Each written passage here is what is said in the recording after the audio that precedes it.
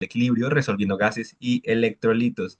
Está a cargo de nuestra miembro de mesa directiva, Ana Sofía Ariza Corredor, y nuestra miembro proactivo, Laura Sánchez. Esta charla fue realizada gracias a la colaboración del tutor académico, el doctor Ronald Martín, médico de la Universidad de Corpas y residente de R3 en el momento de la Universidad del Rosario, y también es el jefe de residentes de la misma, a quien agradecemos por toda su colaboración. Y pues nada, Ana, Lau, les doy el micrófono para que empiecen con la presentación. Recuerden que cualquier pregunta que tengan pueden realizarla al final de la charla. Gracias. Gracias, Sebas. Bueno, bienvenidos a todos a esta charla sobre gases y electrolitos. Vamos a empezar con nuestros objetivos, que básicamente son tres: entender a grandes rasgos la fisiología del ácido base, saber cómo interpretamos gases arteriales rápidamente, e identificar las alteraciones hidroelectrolíticas y cómo vamos a manejarlas. Entonces, en nuestro contenido, nuestra hoja de ruta se va a basar en seis partes. Las primeras tres hablando sobre gases arteriales y cuáles son sus respectivas alteraciones, y la segunda parte va a ser sobre los electrolitos y cuáles son sus respectivas alteraciones. Entonces, vamos a iniciar con el abordaje de gases arteriales. En primera instancia, esta va a ser una prueba que permitirá evaluar los procesos de intercambio gaseoso y el equilibrio ácido-base. Es muy importante que cualquier personal de la salud sepa cómo tomar esta prueba. Entonces, ¿cómo la vamos a tomar? El lugar principal va a ser en las arterias radiales. Si bien se puede tomar en las braquiales, en las axilares, femorales, el lugar favorito va a ser las arterias radiales. ¿Cómo vamos a hacerlo? Vamos a, en primer lugar, palpar la arteria radial con el segundo y tercer dedo. Luego vamos a insertar la aguja distal a los dos dedos en un ángulo de 45 grados. Recolectaremos de 2 a 3 cc de sangre y luego vamos a hacer presión en el lugar de la punción para una adecuada coagulación. Es muy importante, antes de hacer esta prueba, tener en cuenta la valoración de la circulación colateral. ¿Qué es esto? Esto va a ser sitios en donde vamos a tener una circulación en arco, como podemos evidenciar en esta foto, en donde evidenciamos el arco palmar superficial que se encuentra en la mano. ¿Cómo vamos a verificar que hay una circulación colateral efectiva? Vamos a implementar el test de Allen. Este va a consistir en que nuestro paciente va a cerrar el puño, le vamos a hacer presión sobre la arteria radial y cubital. Luego vamos a pedirle a nuestro paciente que extienda la mano. Esta mano va a estar la palma súper pálida debido a la hipoperfusión, y luego vamos a liberar la presión de la arteria cubital.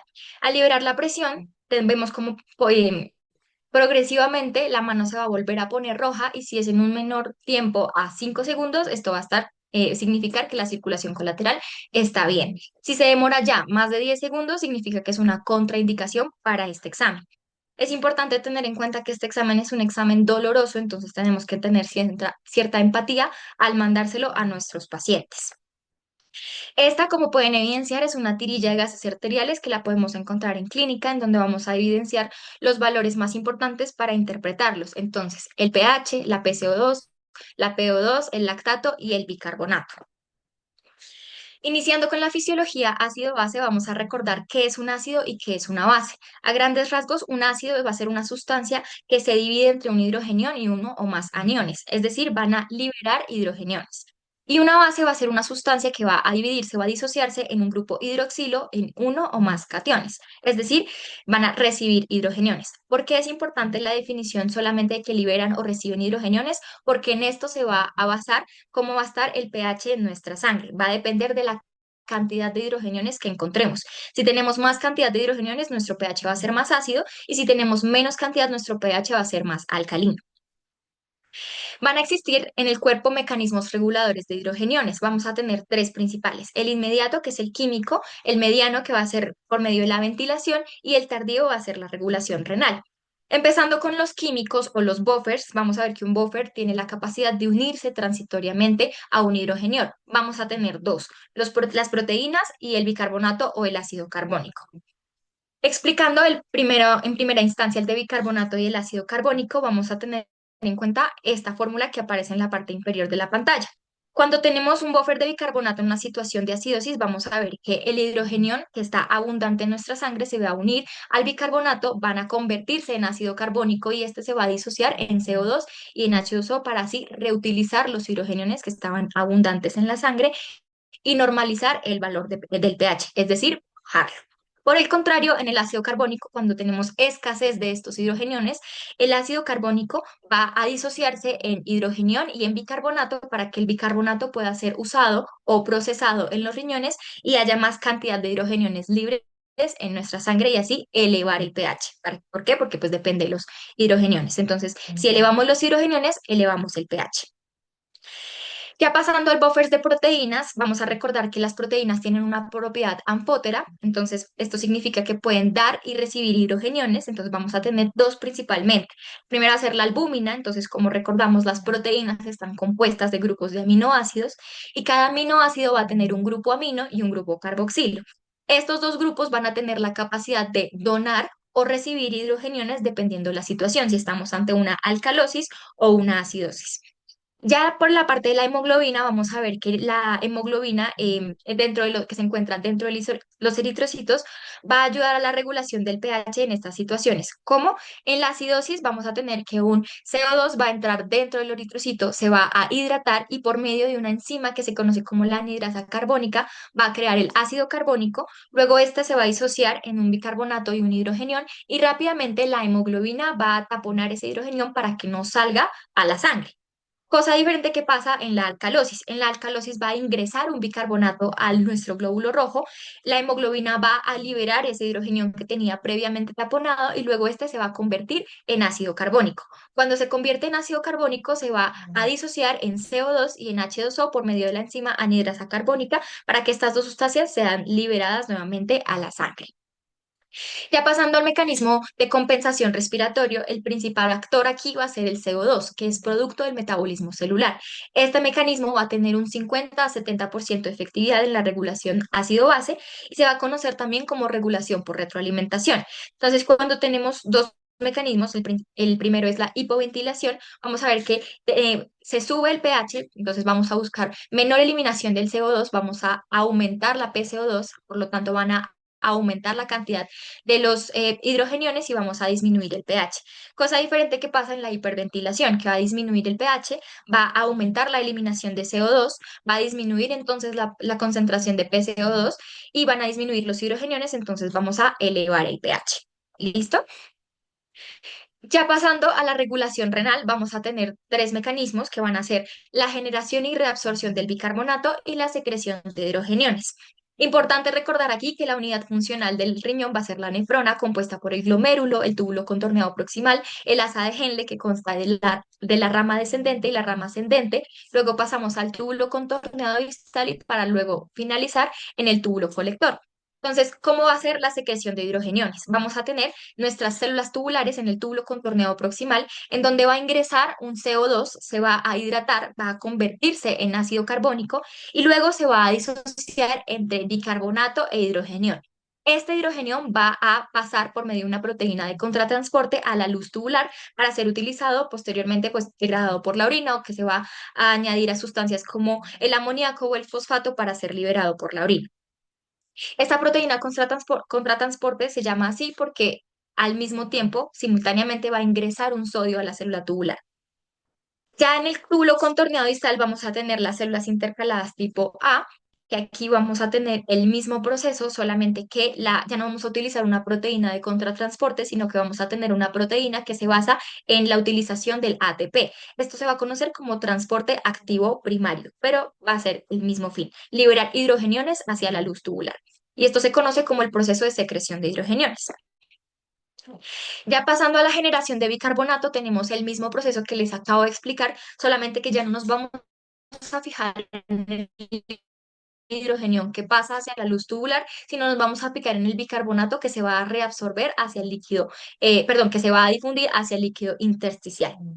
Y ya para el proceso de reabsorción de bicarbonato, vamos a ver que el bicarbonato que se filtró por el glomérulo que está hacia la luz tubular va a unirse a un hidrogenión, este se va a convertir en ácido carbónico, va a disociarse en un CO2 y en agua, este CO2 va a difundir dentro de la célula tubular, se va a hidratar con una molécula de agua, va a convertirse en ácido carbónico.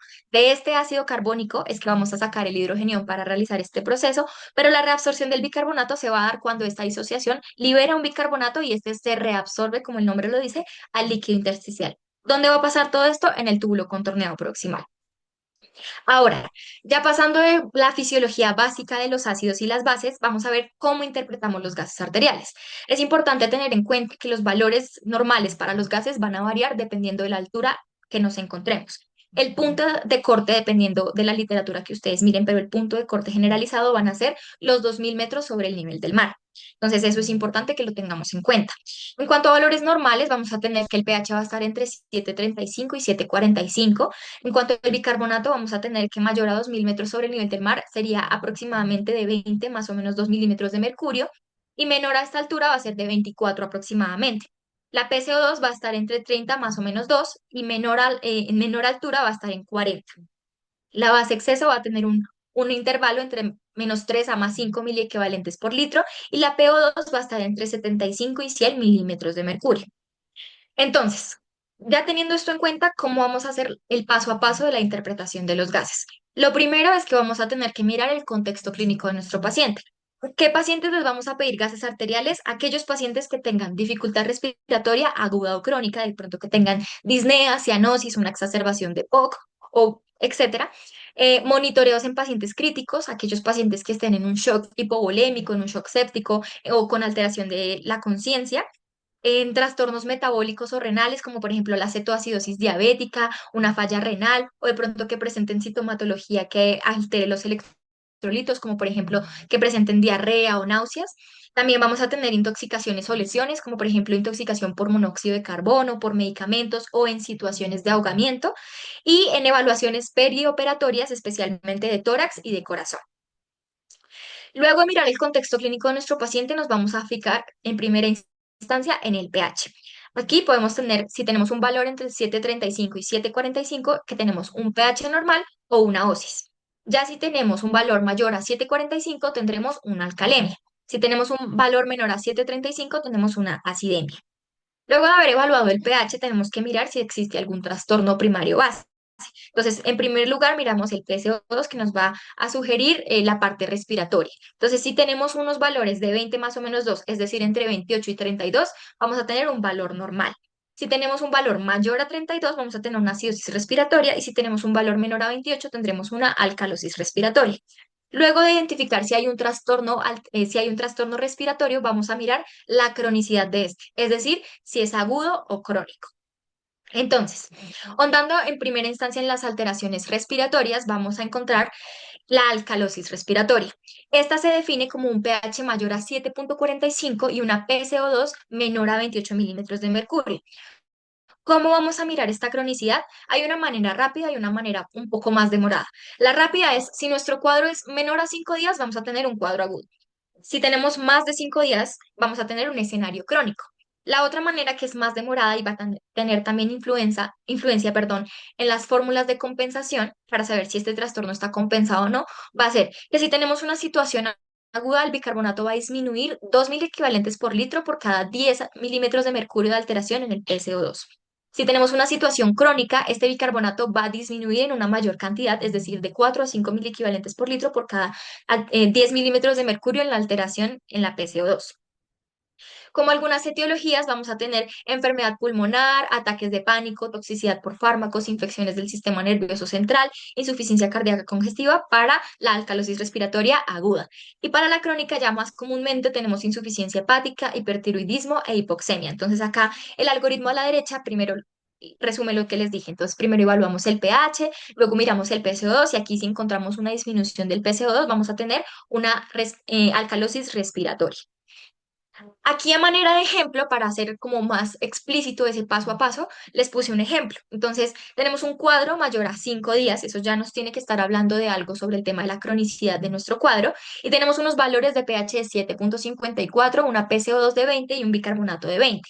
Interpretando a grandes rasgos estos gases arteriales, vamos a ver que el pH está aumentado, eso quiere decir que tenemos una alcalemia, la PCO2 está disminuida porque el valor normal es 30 más o menos 2, tenemos una alcalosis respiratoria, podemos decir que el valor del bicarbonato está dentro de los límites normales. Esto que nos lleva a que tenemos una alcalosis respiratoria. ¿Listo?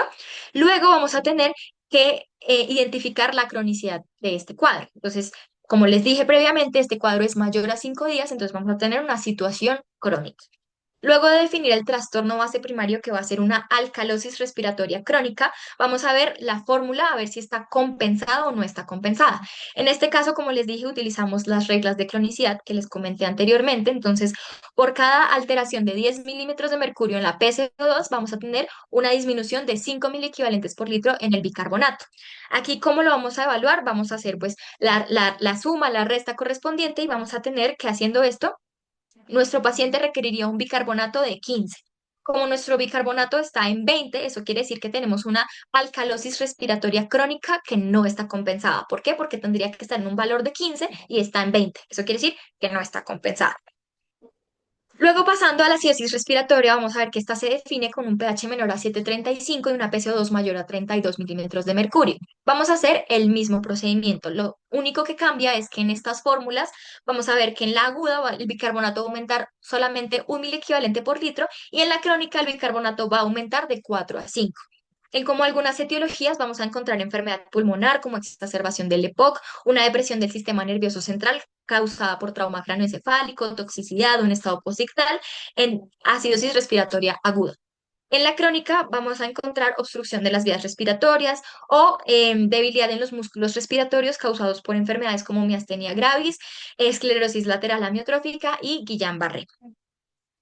Entonces, siguiendo con la misma metodología, aquí también les traje un ejemplo. En este caso tenemos un cuadro menor a 5 días, tenemos un pH de 7,28, una PCO2 de 45 y un bicarbonato de 21,5. Hacemos el mismo proceso. Entonces tenemos una acidemia, una acidosis respiratoria, y el bicarbonato se encuentra en rangos normales. Por la cronicidad, es decir, que el cuadro es menor a 5 días, tenemos una sintomatología aguda. Entonces vamos a tener de trastorno base primario una acidosis respiratoria aguda. Aplicando la regla para la acidosis respiratoria aguda, la de compensación, vamos a tener que tendríamos que tener un bicarbonato de 21 más o menos 2, es decir, un bicarbonato entre 19 y 23 miliequivalentes, milímetros de mercurio. ¿En cuánto está el de nuestro paciente? En 21,5. Ese quiere decir que eso está dentro del rango de compensación. Entonces tenemos una acidosis respiratoria aguda compensada. Listo. Ya luego, siguiendo el algoritmo de nuestra interpretación de gases, ya abordamos cómo interpretar el pH, ya abordamos cómo interpretar la PCO2. Entonces ahora vamos a tener que interpretar el bicarbonato. Si el bicarbonato está en unos valores de 18 a 22, es decir, 20 más o menos 2, tendremos un valor normal.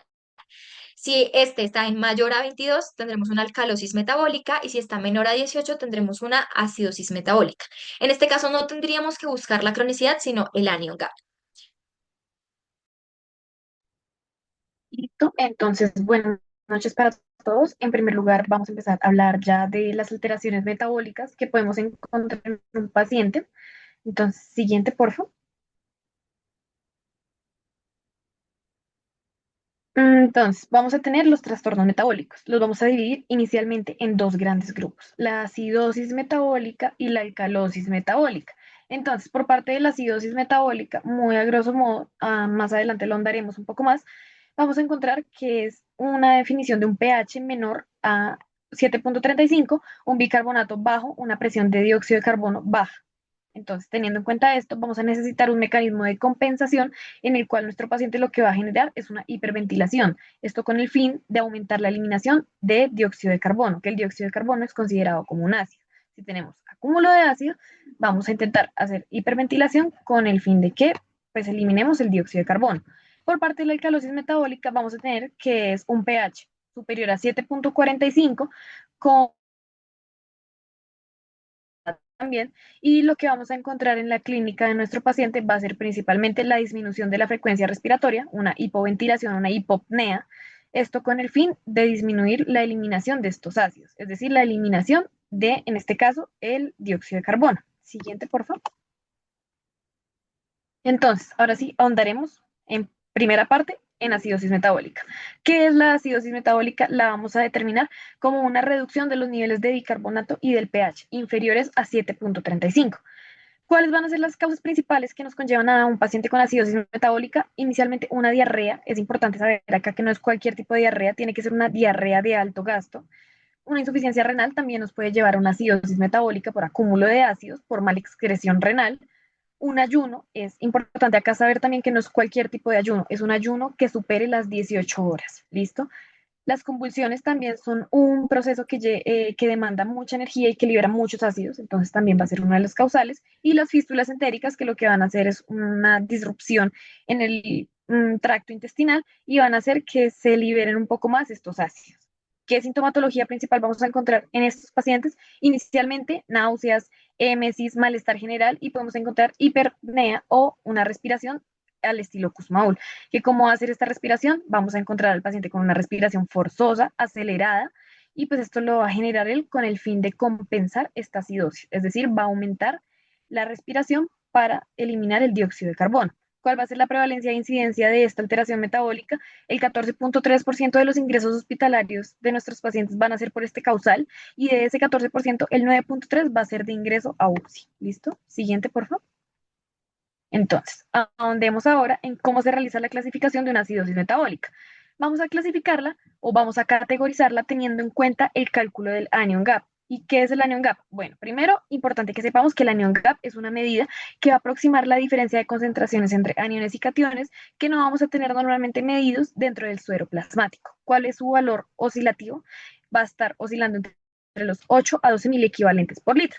¿Cómo se calcula? Entonces vamos a tener el valor del sodio, y a ese le vamos a restar la sumatoria del valor del cloro más el bicarbonato. ¿Listo? Entonces, en la gráfica de la derecha podemos encontrarlo un poco más gráficamente explicado.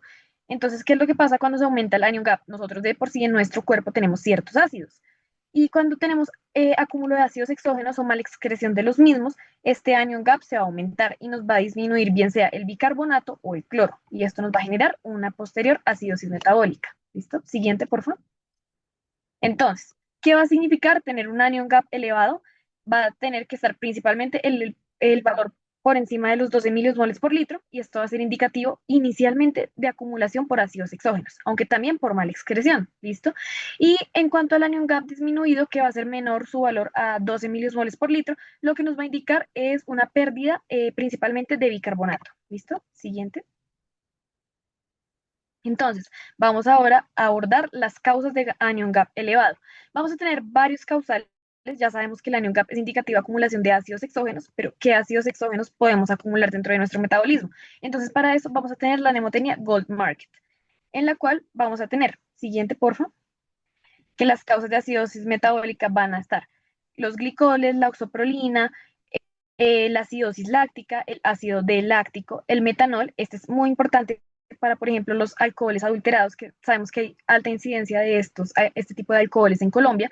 Entonces, cuando un paciente nos llega con clínica sugestiva de una posible intoxicación por metanol, ya sabemos que es un causal de alcohol adulterado y pues que esto nos puede estar generando en el paciente una acidosis metabólica. La aspirina, las insuficiencias renales, las malexcreciones renales, la rhabdomiólisis, las cetonas y el tolueno también son causales de este. ¿Listo? Siguiente. Entonces, ahora vamos a andar sobre la alcalosis metabólica. ¿Cómo vamos a definir una alcalosis metabólica? Básicamente, un aumento de los niveles del bicarbonato y del pH por encima de 7,42 o 7,45. ¿Listo? ¿Qué causas nos conllevan a un paciente en alcalosis metabólica? La emesis prolongada o el consumo de diuréticos. ¿Qué sintomatología encontramos dentro de nuestros pacientes con alcalosis metabólica? Entonces encontramos náuseas, emesis, en unos casos un poco más crónicos, con una alcalosis un poco más exacerbada, encontramos fasciculaciones, convulsiones e inclusive arritmias. ¿Cuál va a ser la prevalencia e incidencia de una alcalosis metabólica en nuestros pacientes? Normalmente el 50% de ingresos de pacientes hospitalarios van a ser prevalentes en alcalosis metabólica. ¿Listo? Entonces, ¿cómo vamos a clasificar ahora una alcalosis metabólica? Vamos a tener dos clasificaciones esenciales. La categorizamos teniendo en cuenta la concentración urinaria del cloruro. ¿Listo? Entonces, tenemos alcalosis metabólica sensible al ácido clorhídrico, que va a ser un valor menor a 25 miliosmoles por litro, y la resistente a ácido clorhídrico, que va a ser mayor a 40 miliosmoles por litro. En la sensible a ácido clorhídrico encontramos que es una concentración urinaria de cloruro muy disminuida y se va a deber a la pérdida de líquido gástrico o al uso de diuréticos. En cuanto a la resistente a cloruro, va a ser una concentración del cloruro aumentada y se va a deber a la excreción renal inadecuada. ¿Listo? Entonces, acá vamos a tener, el siguiente, por favor. Vamos a tener entonces un pequeño caso clínico. Y acá necesito, no sé quién quiera colaborarme, pero Les voy a leer el caso y la idea es que ustedes hagan una pequeña interpretación. Entonces, paciente femenino de 45 años de edad quien consulta el servicio por episodios de emesis persistente en las últimas 24 horas. La paciente llega con letargo y minutos después convulsiona. Inicialmente para ustedes, ¿cuál sería la sospecha diagnóstica de esta paciente?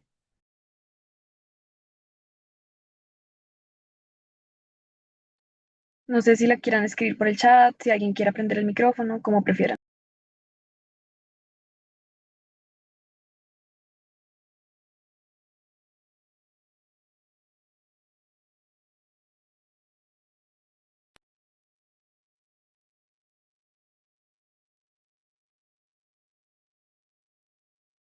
Entonces, acá me están respondiendo que hay calosis metabólica. Listo, entonces vamos a hacer el abordaje de nuestra paciente. Entonces, siguiente, por favor.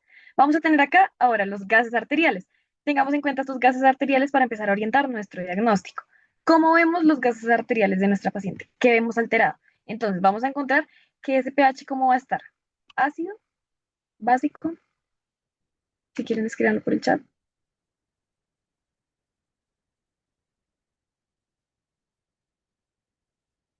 Bueno, este pH va a estar disminuido, sí, va a estar ácido, exactamente.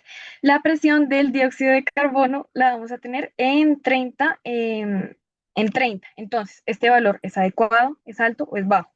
Si tenemos en cuenta el algoritmo que ya nos estaba explicando anteriormente mi compañera Ana, este valor va a ser adecuado, ¿listo? Y ahora el tercer aspecto que vamos a evaluar va a ser el bicarbonato. El bicarbonato de nuestra paciente está en 10.000 equivalentes por litro. Este valor es alto, es bajo. Les recuerdo que el valor es entre 18 y 22. Entonces va a estar evidentemente bajo. Entonces, ¿esto a qué nos lleva? Si tenemos un pH ácido, ahí ya está indicativo de acidemia. Si tenemos una presión adecuada del dióxido de carbono, no vamos a tener una alteración de tipo respiratorio. Vamos a tener una alteración de tipo metabólico. ¿Por qué? Porque los niveles de bicarbonato van a estar por 10, van a estar por debajo de 18. Entonces, esto va a ser indicativo de acidosis metabólica. ¿Listo?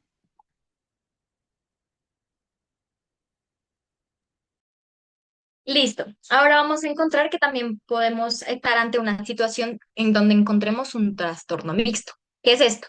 Es la presencia simultánea de dos o más alteraciones ácido-base primarias en un mismo paciente. Entonces, miremos estos gases. Este pH está en 6,9, la PC2 está en 50, evidentemente elevada, y el bicarbonato va a estar en 10. Aquí encontramos una acidemia por parte del pH, en la PC2 vamos a encontrar una acidosis respiratoria y en el bicarbonato vamos a encontrar una acidosis metabólica. ¿Qué vamos a hacer en este caso? Vamos a correlacionar con la clínica de nuestro paciente, por qué ingresó, por qué está hospitalizado, cuál fue el motivo de consulta. Y luego vamos a utilizar ya herramientas de cálculo más avanzadas, como es la utilización del delta-delta o el gradiente alveolo arterial, por ejemplo, en casos de hipoxemia, en donde vamos a identificar cuál es el trastorno base primario puro. Es muy importante mencionar que en estos trastornos no existe fórmula de compensación, estos no se compensan. Entonces, para hacer una recapitulación de cómo interpretar los gases, vamos a mirar lo que les dije desde el principio de la charla. Entonces, primero vamos a mirar el contexto clínico de nuestro paciente. Luego vamos a valorar el pH, si está normal, si hay una acidemia o si hay una alcalemia. Luego vamos a mirar el PCO2 y el bicarbonato, si hay una alcalosis respiratoria o metabólica o si hay una acidosis respiratoria o metabólica. Vamos a mirar las características de este trastorno primario, que es decir, vamos a encontrar la cronicidad si es respiratorio o el anion gap si estamos hablando de algo metabólico. Vamos a tener en cuenta la posibilidad de que podemos estar ante un trastorno mixto y luego el último paso vamos a mirar si está compensado o no está compensado. ¿Cómo vamos a hacer esto? Con estas fórmulas que aparecen en pantalla en este momento. Para la compensación metabólica, específicamente la acidosis metabólica, vamos a utilizar la fórmula que se conoce como la fórmula de Bushinsky, que está aquí en pantalla. Para la alcalosis metabólica vamos a utilizar la fórmula de Yajavari y Casemi, que también está en pantalla. Y para la compensación respiratoria es lo que les dije sobre cómo debería ser el balance de nuestro bicarbonato, dependiendo si estamos hablando de una temporalidad aguda o de una temporalidad crónica, teniendo en cuenta lo que les acabo de decir, que el trastorno mixto no se hace compensación. Listo, eso sería todo por gases arteriales. Entonces ahora pasamos a la parte de electrolitos. Listo, ahora ahondaremos dentro de los electrolitos. Inicialmente debemos saber que los electrolitos se miden por medio de una prueba que se llama ionograma. ¿Qué va a hacer esta prueba? Va a ser una prueba sanguínea que mide los principales electrolitos a nivel plasmático. ¿Qué vamos a encontrar de electrolitos plasmáticos? Sodio, cloro y potasio. ¿Listo? ¿Qué voy a poder evaluar con este examen? Principalmente desbalances hidroelectrolíticos. El estado ácido-base es un análisis al que yo puedo llegar con el ionograma, sin embargo, no es uno de los valores iniciales que evalúo por medio de este examen. Y la función renal también la vamos a poder evaluar por medio del mismo, ya sea pues porque podamos analizar una mala excreción o cualquier otro tipo de causa. Al estado ácido-base llego por medio de, si sé que tengo un desbalance hidroelectrolítico y tengo muchos aniones, muchos cationes, sé que esto potencialmente va a poder afectar en un anion gap, o en una acidosis, o en una alcalosis, bien sea de tipo respiratorio o metabólico. ¿Listo? Siguiente, por favor. Entonces, ¿qué valores adecuados vamos a tener que buscar dentro de nuestro ionograma? En cuanto a los valores del sodio, vamos a encontrar que oscilan entre 135 a 145 mil equivalentes por litro. Lo que esté por debajo de 135 será catalogado como hiponatremia y lo que esté superior a 145 catalogado como hipernatremia.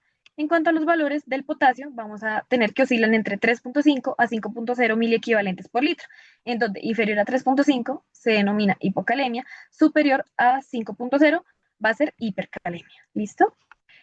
Ahora, los valores adecuados del cloro oscilan entre 98 a 106 miliequivalentes por litro. Los inferiores serán catalogados como hipocloremia, superiores a 106, hipercloremia. Y finalmente, analizaremos también el magnesio, el cual debe oscilar entre 1.7 a 2.2. Inferior a 1.7 será hipomagnesemia, superior a 2.6 será hipermagnesemia. ¿Listo? Siguiente, por favor. ¿Cómo veremos entonces esto en una tirilla? ¿En dónde encontramos estos valores? ¿Dónde los voy a buscar? Entonces aquí van a estar los resultados de una tirilla de ionograma y ahí vamos a analizar todos los valores. Ahí nos dice los valores de referencia y los valores con los que cursa nuestro paciente. Entonces encontramos ahí, lo podemos ver, nuestros electrolitos como sodio, potasio, cloro y calcio. Ahí nos está mostrando cuáles son los valores de nuestro paciente y cuáles son los valores de referencia. ¿Listo? Siguiente, por favor. Ahora sí, ahondaremos en las alteraciones del sodio. Empezaremos inicialmente por la hiponatremia. Entonces, ¿cómo vamos a abordar una hiponatremia? Entonces, una hiponatremia, primero que todo, va a ser un valor de sodio inferior a 135 miliequivalentes por litro. ¿Cómo vamos a realizar el abordaje? Entonces, lo primero que tenemos que analizar dentro de nuestro paciente es determinar si es o no es una hiponatremia real. Y esto va a depender muchísimo del contexto del paciente. Esto de la hiponatremia real lo veremos un poquito más adelante, en un par de diapositivas adelante. Entonces, ¿cómo vamos a hacer el análisis de si es una hiponatremia real? Por medio de la clasificación, en la cual vamos a tener severidad, volemia y cronicidad. ¿Listo? Entonces empecemos a la clasificación. Siguiente, por favor. En cuanto a la severidad, tiene tres rangos. El rango leve va a ser un valor entre 135 a 130, moderado de 130 a 125 y severo menor a 125. En cuanto a la cronicidad, siempre vamos a tener que las hiponatremias agudas van a ser en un lapso de tiempo menor a 48 horas y las crónicas mayor a 48 horas. Y en cuanto a la sintomatología, podemos encontrar pacientes asintomáticos, pacientes moderados o pacientes severos. ¿Listo? Igualmente, todos los pacientes con hiponatremia asintomática no se tratan. ¿Listo? Esto es importante.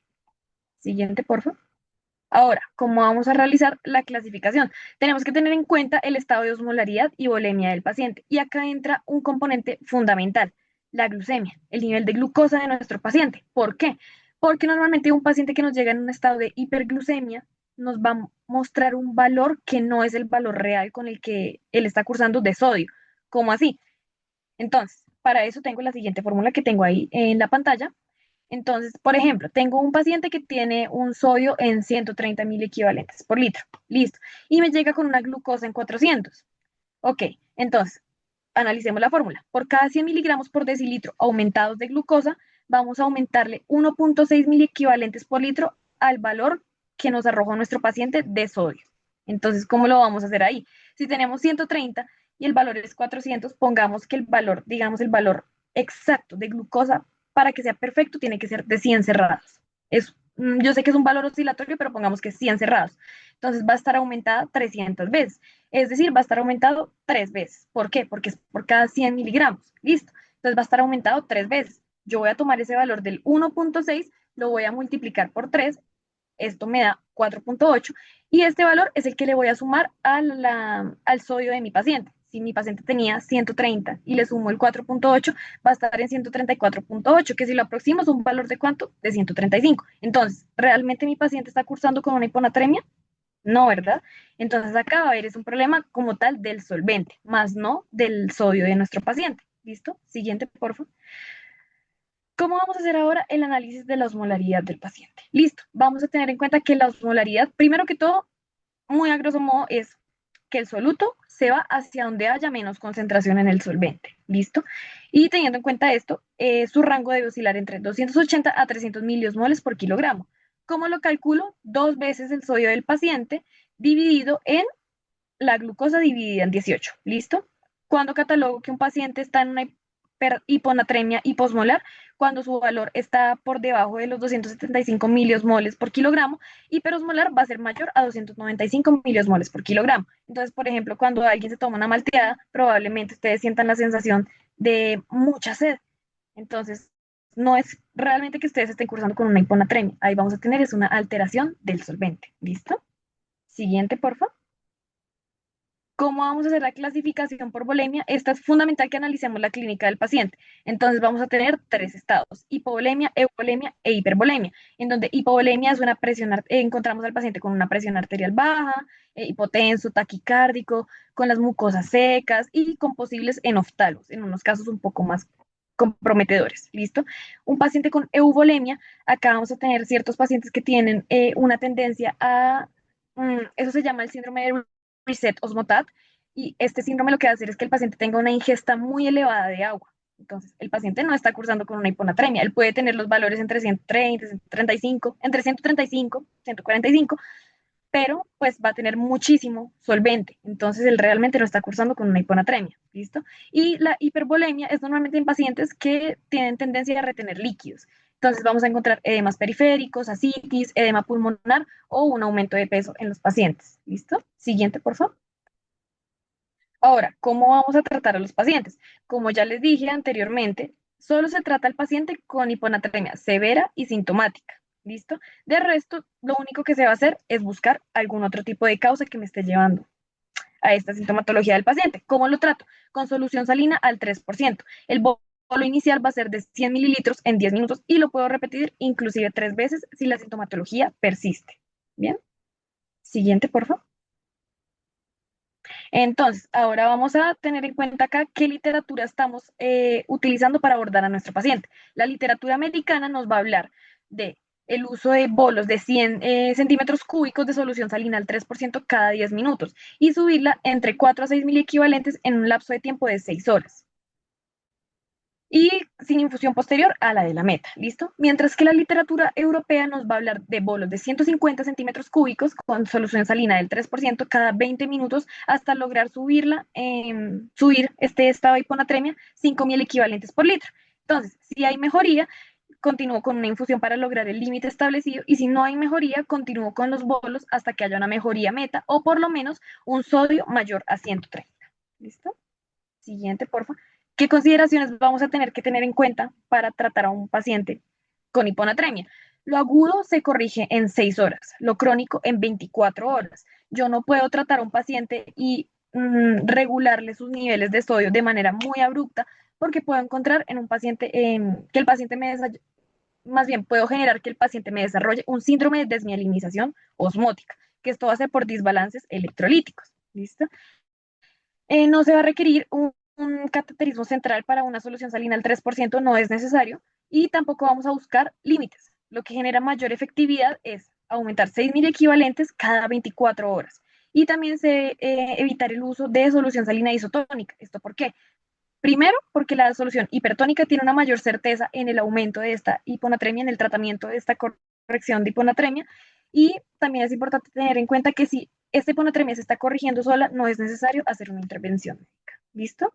O, bueno, una intervención por medio de solución intravenosa. Siguiente, por favor. Entonces, ¿qué riesgos y qué prevenciones y qué manejos vamos a tener con nuestros pacientes? Uno de los riesgos es corregirlo muy abruptamente y generar un síndrome de desmielinización osmótica. ¿Qué otros riesgos vamos a encontrar? Vamos a encontrar, por ejemplo, síndromes como el CIAD o la depresión en el volumen, también podemos generar una insuficiencia adrenal, también podemos encontrar un sodio inferior a 105.000 equivalentes por litro, hipocalemia, malnutrición, hepatopatías. ¿Y cómo lo vamos a prevenir y a tratar? Entonces lo prevenimos con desmopresina entre 1 a 2 microgramos de solución salina cada 6 a 8 horas por 24 hasta 48 horas. Y también podemos usar una infusión de solución salina al 3% de 0.25 centímetros cúbicos por kilogramo por hora. ¿Y el manejo cómo va a ser? Utilizaremos desmopresina, dextrosa en agua al 5% para reponer el agua libre y restricción hídrica en pacientes que me estén generando una retención de líquidos. ¿Listo? Siguiente, por favor. Ahora ahondemos en hipernatremia. Entonces, ¿qué es hipernatremia? Entonces, hipernatremia va a ser un valor de sodio por encima de 145.000 equivalentes por litro. ¿Qué vamos a buscar acá? Entonces, primero hacemos una búsqueda etiológica, teniendo en cuenta la clínica del paciente. Y segundo, haremos un tratamiento del manejo. Entonces, y pues ahondaremos también en la clasificación de la severidad, la volemia y la cronicidad. Entonces, para esto tenemos una fórmula muy importante que la explicaremos un poco más adelante. Entonces, la clasificación se realizará teniendo en cuenta el estado de volemia, de severidad y el tiempo de evolución y el mecanismo fisiopatológico por el cual se está generando. Entonces, por volemia vamos a encontrar pacientes con hipo, hiper y euvolemia. Por severidad, que los pacientes se encuentran o leves, moderados o crónicos. ¿Listo? Y por evolución, agudos o crónicos. Y si no tenemos conocimiento o certeza del tiempo de evolución de nuestro paciente, siempre va a ser crónico. Y lo vamos a tratar cual si fuera un paciente crónico. ¿Listo? Que crónico es mayor a 48 horas, agudo menor a 48 horas. Ahora, y siguiente, por favor. Y entonces, por la clínica del paciente, entonces, una hipovolemia va a ser una clínica del paciente que evidenciemos pérdida de fluidos corporales o uso de diuréticos. En euvolemia, el sodio va a estar aumentado, pero no vamos a encontrar cambios en el líquido corporal. Y en una hipervolemia, el aumento del sodio o una disminución del agua. ¿Listo? Siguiente, por favor. Ahora, ¿cuál va a ser el paso a paso para tratar una hipernatremia? Lo primero que hacemos es estimar el déficit de hipernatremia. Lo segundo que hacemos es determinar la tasa de corrección. Para tercer paso, hacer el régimen de represión, que esto es con el fin de tratar la depresión del volumen que estamos teniendo, esta alteración del volumen que estamos presentando. Y finalmente, el cuarto punto va a ser determinar el déficit concomitante del potasio. Acá el potasio se puede alterar también, entonces va a cumplir un rol muy importante hacer el análisis o hacer, digamos, el seguimiento del potasio. Siguiente, por favor. Ahora, ¿cómo vamos a explicar esta fórmula? Entonces, la fórmula de déficit de agua libre nos va a hablar del agua corporal total, la cual vamos a expresar en litros. ¿Y cómo la vamos a estimar? Entonces, tomo el peso del paciente, que debe estar en kilogramos, y lo voy a multiplicar, si es hombre, por 0.6, si es mujer, por 0.5. Listo, ahí ya tengo mi volumen de agua total. Y este valor lo voy a multiplicar por el sodio sérico que arrojó mi paciente, que va a estar dividido en 140, y este valor completo le voy a restar 1. Este valor total del sodio sérico dividido en 140 menos 1 lo voy a multiplicar por el agua corporal total. Bien. Siguiente, por favor. Ahora, en cuanto a tratamiento, entonces lo primero que debo buscar es restaurar el volumen con una solución salina de al menos el 0.9%. ¿Qué es lo segundo que voy a buscar? La corrección de agua libre, bien sea con dextrosa en agua al 5% o con solución salina al 0.45%. Listo. Ahora pasando a las alteraciones del potasio. Entonces, como generalidades, vamos a tener que el potasio es un catión osmótico, va a estar distribuido mayormente intracelular, es decir, un 98% intracelular y un 2% extracelular. Vamos a ver que el potasio normalmente debe estar entre 3.5 y 5 miliosmoles por litro o miliequivalentes por litro y va a tener la función principal de influenciar en el potencial de la membrana de reposo y influenciar en el valor del pH. Entonces, vamos primero a abordar la hipocalemia.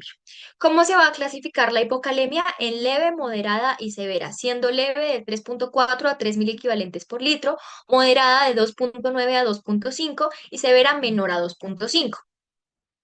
¿Cómo vamos a hacer el abordaje? Primero tenemos que suponer o inferir alguna de las posibles etiologías. Dentro de las etiologías tenemos tres grupos grandes. El primero son las pérdidas gastrointestinales, bien sea por vómitos, diarrea, el uso de laxantes o la disminución de ingesta en la dieta.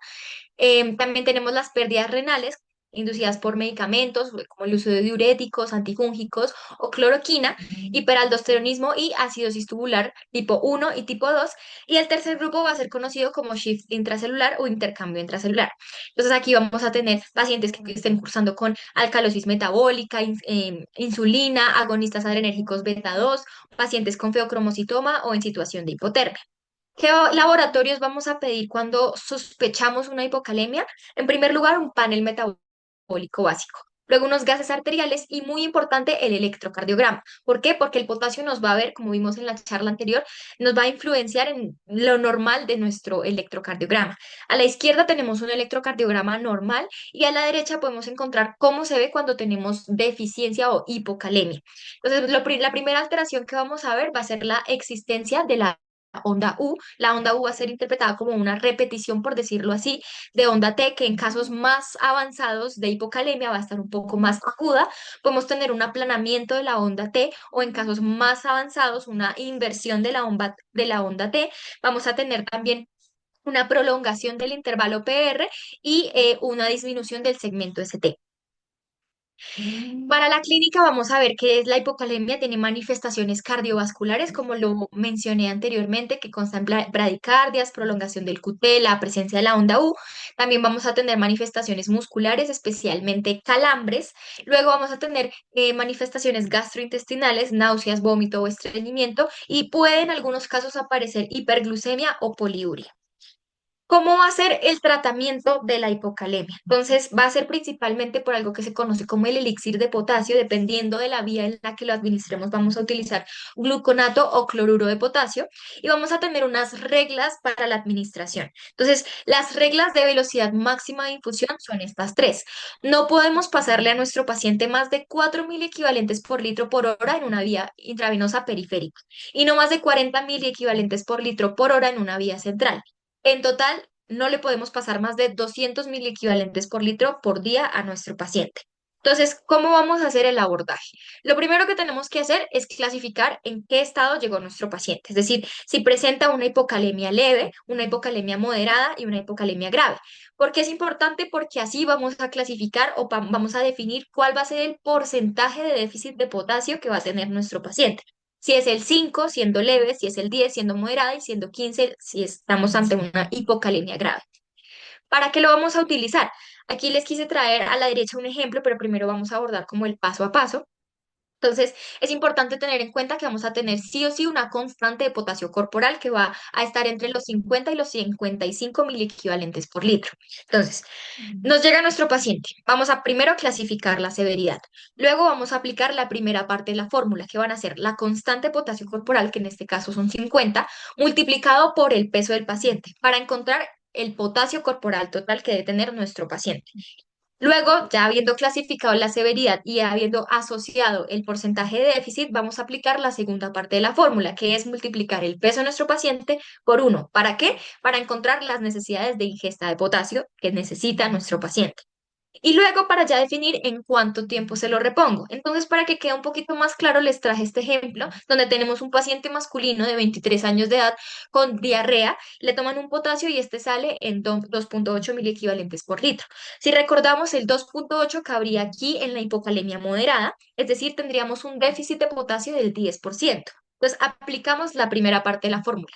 Multiplicamos la constante por el peso de nuestro paciente, que en este caso sería 70 kilogramos. Eso nos daría una potasio corporal total de 3.500. Luego tendríamos que encontrar cuánto sería ese porcentaje de déficit, que en este caso, como estamos hablando de una moderada, sería del 10%. El 10% sería 350. Tengan ese valor ahí. Luego aplicamos la segunda parte de la fórmula, que sería multiplicar el peso de nuestro paciente por 1 para encontrar las necesidades de ingesta, sería 70, y este valor lo sumamos a los 350 que ya habíamos encontrado anteriormente.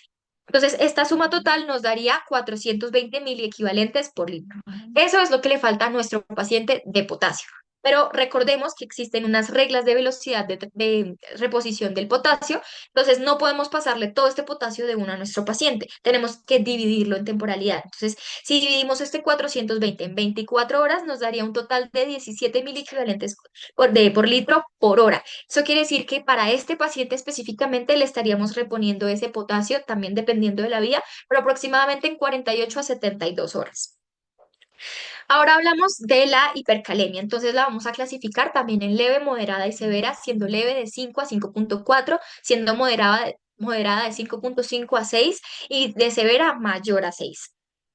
Entonces, vamos a tener que, como posibles etiologías, vamos a encontrar exceso de potasio, ya sea por medicamentos, la acidosis tubular tipo renal tipo 4, hipoaldosteronismo.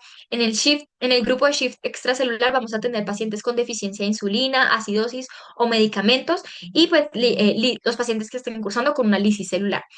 En cuanto a laboratorios, aquí es muy importante, en primer lugar, que nos llega nuestro potasio, confirmar si efectivamente estamos ante una hipercalemia. ¿Por qué? Porque podemos estar ante una pseudohipercalemia. La pseudohipercalemia se da normalmente por mecanismos de trauma o, digamos, alguna alteración al momento de tomar la muestra que puede elevar los niveles de potasio falsamente en la sangre. También, entonces, cuando una vez de que ya descartamos que estamos ante una pseudohipercalemia, vamos a pedir un panel metabólico básico, una función renal, unos gases arteriales y un electrocardiograma. ¿Por qué? Porque el potasio, así como en la hipocalemia, va a alterar nuestro electrocardiograma también, dependiendo de los niveles en esta ocasión. Entonces, si tenemos un potasio de 5,5, la primera manifestación que vamos a ver son las ondas T picudas. Luego, si seguimos aumentando en el valor, vamos a tener aplanamiento de la onda P, vamos a tener prolongación del intervalo PR y vamos a tener ondas T picudas. Ya luego, si seguimos aumentando el valor, vamos a tener una onda P ausente, una prolongación del QRS y unas ondas T aún más picudas. Hasta ya, cuando superamos los valores de 8 miliequivalentes por litro, tenemos un patrón de ondas sinusoidales que ahí pues nuestro paciente está en alto riesgo de entrar en paro.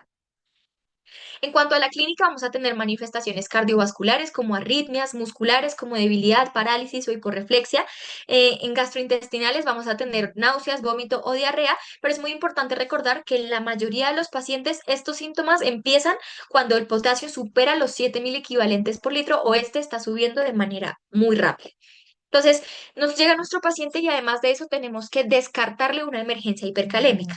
Esta se va a definir como un potasio mayor a 6 a 6,5 mil equivalentes por litro que tiene manifestaciones en electrocardiograma, debilidad muscular o de pronto que esté cursando con alguna parálisis. O también podemos tener el escenario de que nuestro paciente llegue con un potasio de 5,5, pero te esté cursando con una alteración renal o alguna causa persistente en lo que nosotros podemos pensar, el potasio de este paciente va a seguir subiendo. Entonces, eso se define como una emergencia hipercalémica. ¿Qué vamos a hacer? En primer lugar, estabilizar la membrana cardíaca de nuestro paciente. ¿Y cómo? Con gluconato de calcio al 10%. Este se prepara usando 10 cc al 10% que se administra en 2 a 3 minutos, que usualmente equivale a una ampolla. Y esto se va a repetir cada 30 a 60 minutos aproximadamente. Luego vamos a buscar disminuir los niveles de potasio. Vamos a tener que utilizar la solución polarizante que está conformada por insulina más dextrosa. ¿Y cómo se va a preparar? Con 500 cc de agua destilada al 5% con 10 a 20 unidades internacionales. Luego va a disminuir perdón, esto nos va a hacer que disminuya el potasio de 0,5 a 1,2 miliequivalentes por litro.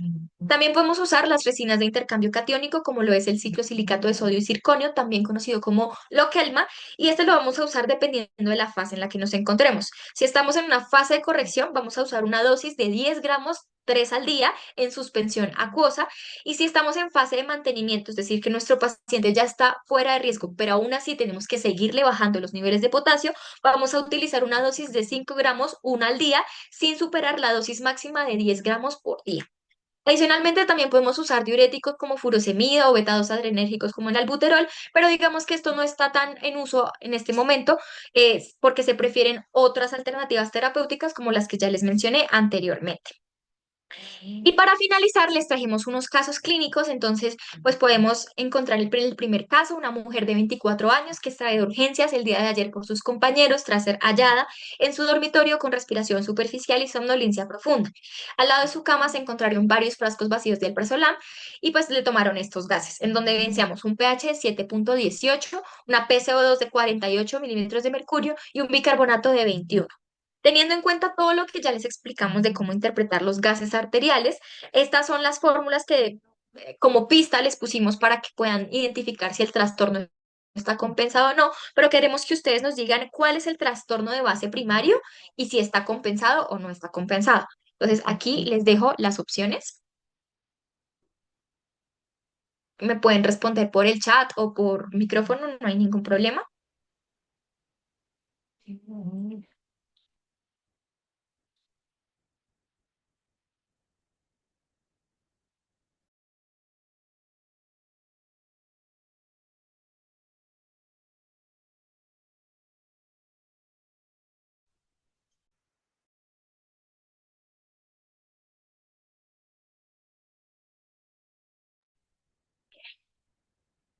Bueno, en este caso, pues estaríamos hablando de una acidosis respiratoria aguda compensada. Exacto, muy bien. Sería una acidosis respiratoria aguda compensada. ¿Por qué? Porque pues acidosis respiratoria por el algoritmo que ya hablamos. Entonces tendríamos un pH de 7,18 y una PCO2 elevada. Entonces lo que nos daría la acidosis respiratoria aguda. ¿Por qué? Porque el cuadro es menor a 5 días. Trajeron a la paciente el día de ayer. Y compensada, ¿por qué? Porque si aplicamos toda la fórmula tendríamos que esperar una compensación de 21 más o menos 2 de bicarbonato, es decir, un rango entre 19 y 23, y el de nuestro paciente está en 21, es decir, sí está compensado. ¿Listo? Entonces, ahora vamos a realizar una actividad que va a tener premio. Pues se consta en un Kahoot, entonces los invito a todos a que pues se unan al Kahoot, entonces voy a proceder a presentarlo. Por favor, algún miembro de mesa me confirma si ya se puede ver la pantalla para el Kahoot. Ahí se ve, perfecto. Sí, muchas gracias. Entonces, este Kahoot va a tener un premio para el ganador. Nosotras nos vamos a contactar directamente con él. Entonces, pues los invito a todos a que se unan.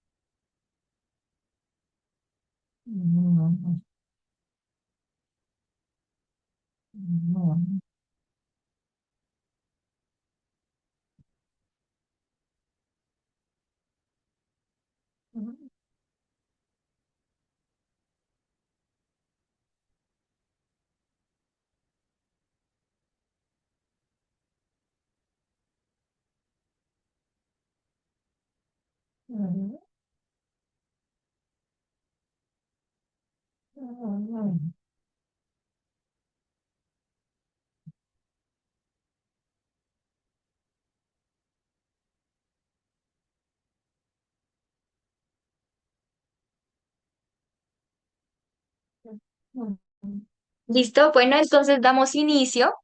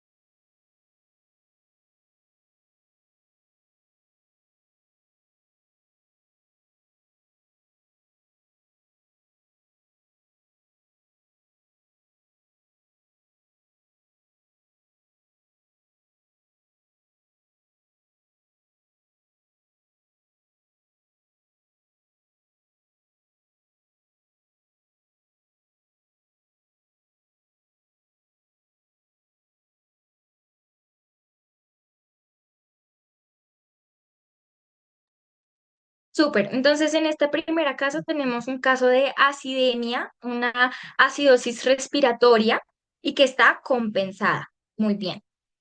Entonces, siguiente. Muy bien, felicitaciones. Y ahora tenemos un segundo caso, un paciente de 67 años con antecedente de falla cardíaca, acude por cuadro de disnea, tiene el FEBI al 35% y estos son los gases.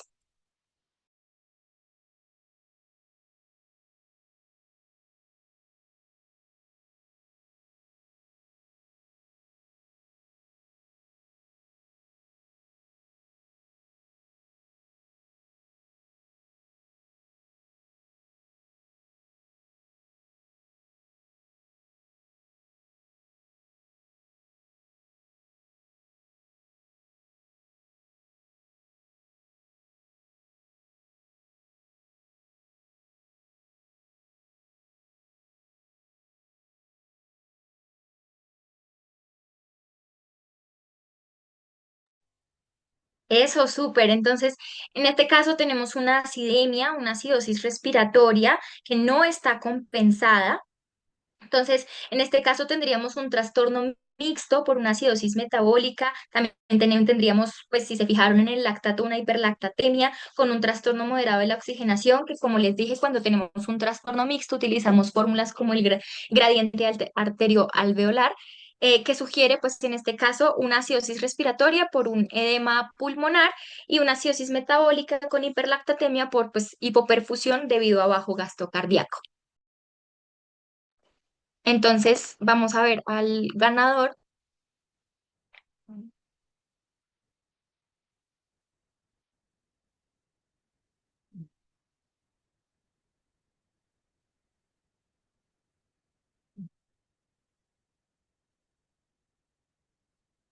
Felicitaciones. Entonces, Isa, si quieres compartirnos tu número por el chat o mandarnos tu número al grupo del EMIC, pues te estaremos enviando el premio. Muchas gracias a todos los que participaron. Muchísimas gracias a todos por su atención y por su participación.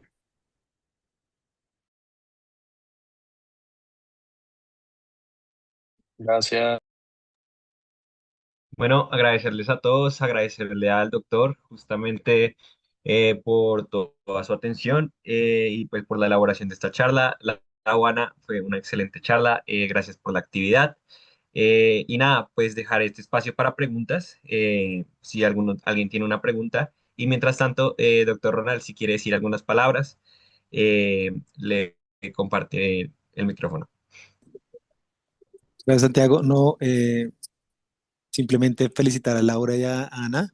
Una excelente charla. Sé que hay algunas cosas por seguir revisando la literatura para que no se les olvide a los muchachos que estuvieron en la charla. Creo que tratamos de hacerlo con Laura y con Ana lo más práctico posible para que ustedes en sus rotaciones o cuando estén en clínicas puedan saber coger la tirilla y decir, venga, este paciente tiene una acidosis metabólica, vamos a ver si está compensada, si no está compensada, y tratar de destacarse en sus diferentes rotaciones. Entonces, estoy muy contento por el resultado de, de Laura y de Ana. Muy bien, muy buena charla. Listo, gracias, Doc. Por el momento no hay preguntas en el chat, toda la gente pues está agradeciendo que excelente charla. Entonces creo que no va a haber ninguna pregunta. Muchas gracias a todos, que todos descansen y pues los invitamos a la siguiente charla, a que estén pendientes de ella, que es sobre lectura de imágenes en urgencias, radiografía de tórax y ecografía. Muchas gracias a todos y que descansen. Hasta luego. Hasta luego, muchísimas gracias a todos, que estén bien.